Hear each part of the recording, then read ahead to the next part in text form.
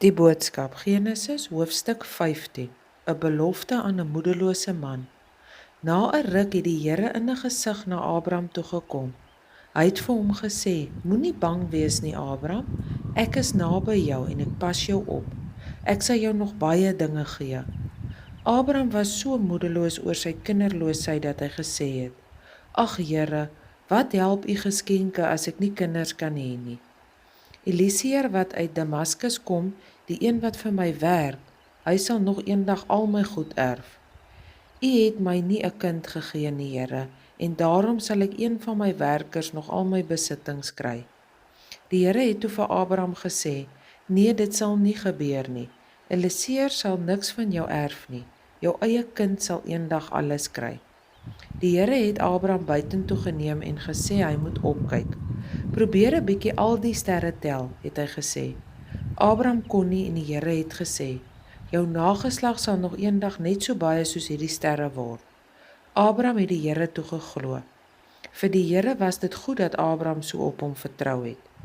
Verder het die Here gesê: "Abraham, ek is die een wat jou familie destyds uit Ur van die Galdeërs laat wegtrek het. Ek het dit gedoen omdat ek hierdie land vir jou wil gee." Abraham het vinnig reageer: "Maar hoe weet ek dit, Here? Hoe weet ek dat ek alles eendag myne sal wees?" Die Here het hom so geantwoord: "Bring vir my 'n vers, 'n bok en 'n skaapram, almal so 3 jaar oud, en bring ook sommer 'n tortelduif en 'n jong duif saam." Abraham het die diere bymekaar gekry, hulle middel deurgesny en die helftes teenoor mekaar gesit. Die voëls het hy egter nie deurgesny nie. Die roofvoëls het later op die dooie diere neergesak. Abraham moes hulle heeltyd wegjaag. Teen sononder het Abraham aan die slaap geraak. Alles rondom hom het donker geword en hy het baie diep geslaap. In sy slaap het die Here toe vir hom gesê: "Abraham, daar's iets wat jy nou moet weet. Jou kinders sal 400 jaar lank in 'n vreemde land woon en so slawe moet werk. Op 'n dag sal ek egter die nasie straf wat jou kinders so sal laat swaar kry. Daarna sal ek jou kinders met baie besittings uit daardie land laat trek. Abraham, jy sal oud word en wanneer jy doodgaan, sal hulle jou by jou mense begrawe. 4 nageslagte later sal jou kinders weer na hierdie land terugkom. Dan sal die Amorite se tyd kom om oor hulle sondes gestraf te word."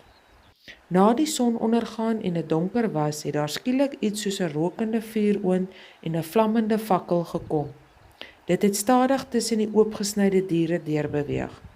Daardie dag het die Here 'n ooreenkoms met Abraham gemaak. Hy het vir Abraham gesê: "Onthou, aan jou kinders gee ek hierdie land. Alles van die Nyl in Egipte af tot by die groot rivier die Efraat sal hulle sin wees. Ek gee hulle die lande van die Keniete, die Kenesiete en die Kadmoniete, die Hettiete, die Feresiete en die Rafaïte, die Amorite, die Kanaaniete, die Girgasiete en die Jebusiete."